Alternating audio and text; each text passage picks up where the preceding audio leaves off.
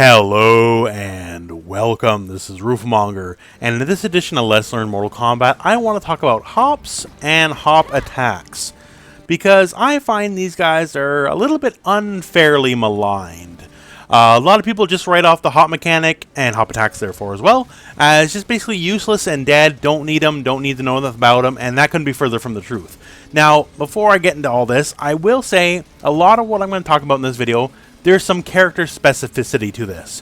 When it comes to the usefulness of hop and hop attacks, not everyone is created equal in that regard. Some people definitely have it much better than other people, just so you know. But still, first up, I just want to talk about the basic hop before we get to the hop attacks.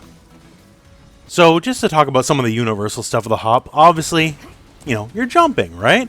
And because you're jumping, and not a big full-fledged jump like the regular jump, because you're jumping, it does give you a lot of properties, just like a regular jump. You cannot be thrown while you're hopping, for example.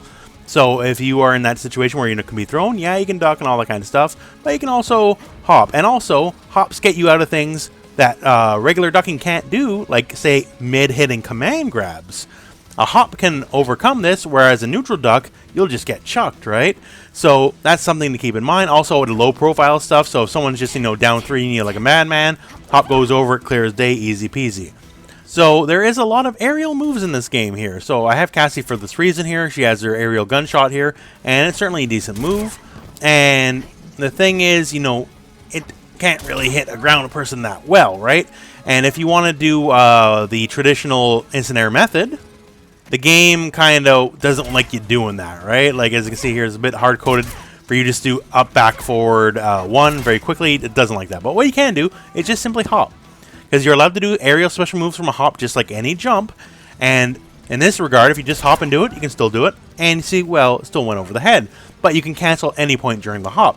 So you can wait till you're closer to the ground. And as you can see there with the hop, we can create an aerial gunshot that is so low to the ground that we still have a bullet actually hit the enemy. And for creating space, for basic zoning purposes, especially for Cassie, this really kind of helps her game here, gives you another option to work with. Very good to catch people at the start of their jumps as well, if they're trying to avoid, say, the low gunshot. This gives you a whole other avenue of action, right? So that is one extra benefit of the hop, is it can make aerial moves a lot more reliable to hit enemies on the ground, as you can wait for your descent from the hop to do your aerial special move.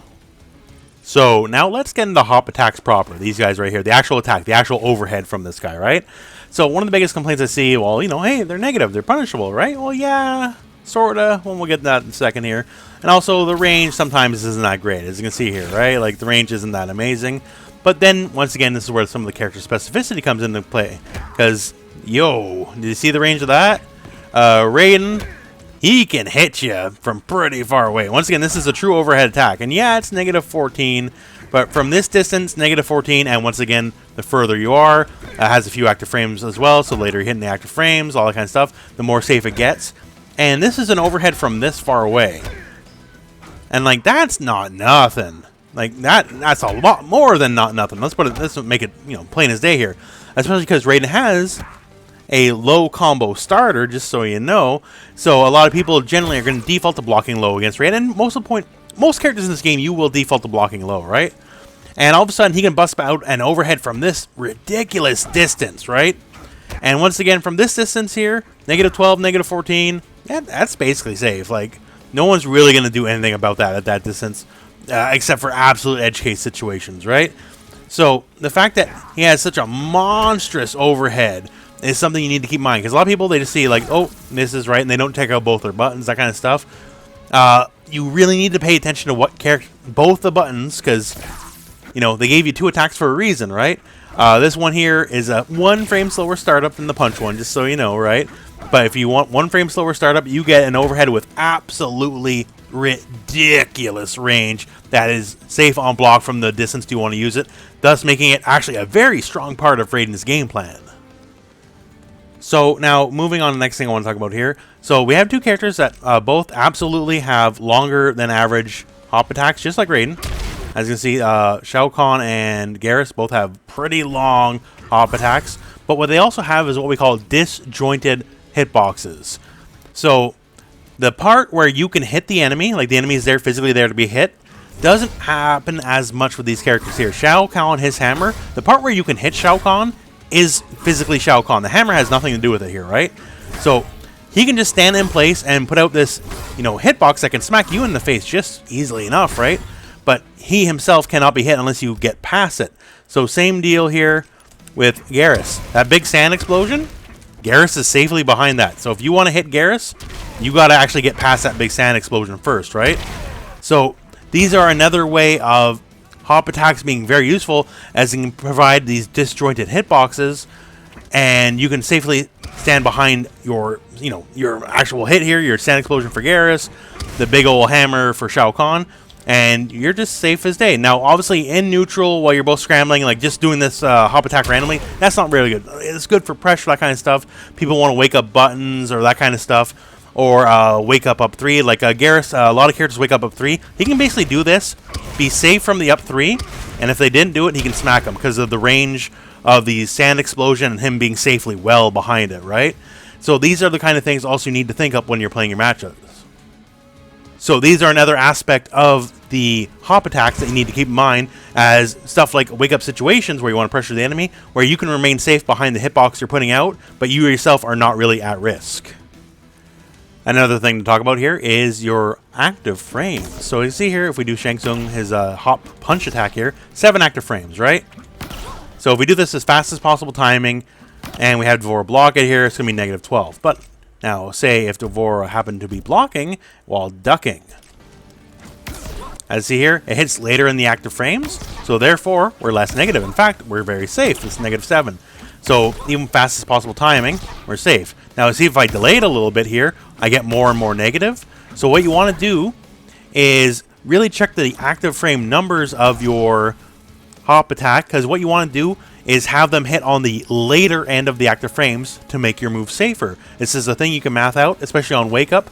You generally want to hit on the last end of the active frames, and the later in the active frames you are, the better the frame numbers are going to look for you. And see, once again here, I can be perfectly safe on block if I do it right away, but if I want to delay it, that kind of stuff, then all of a sudden we're in punish territory, right? So another thing really keep in mind is look at the active frames on the hop attacks.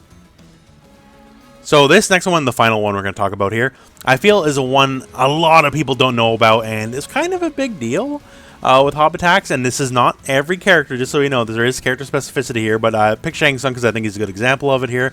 So if you go for your hop attack, right, and you try to do it right before you hit the ground, as here, Shang's trying to do it, but it's just too late, and like it's not going to happen, right?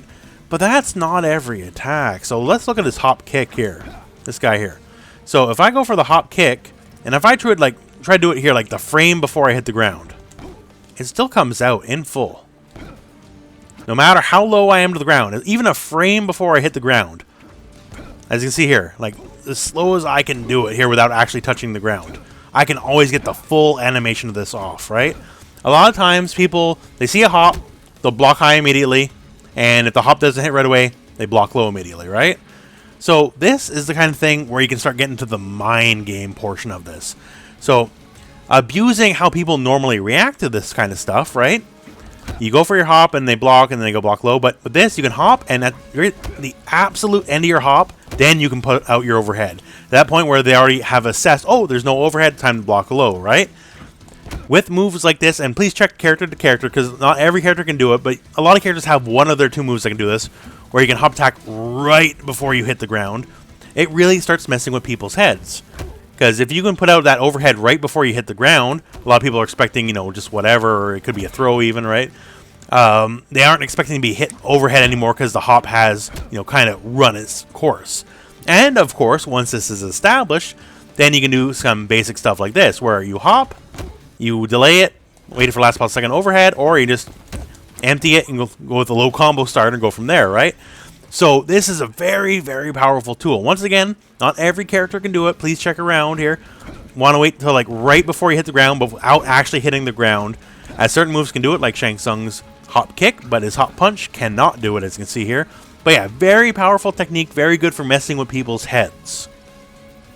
And of course, not to say the least, you know, just hop throw, once again, also very valid as well. But yeah, so off this hop here, especially say they have no defensive bar, we know they can't do anything, they can't roll out of the way.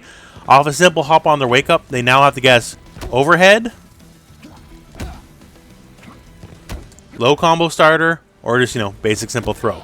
And that's an easy peasy mix. There's no crazy setup for this. This isn't some miracle wonderland situation. It's very basic, and it's all facilitated through the threat of this delayed hop attack.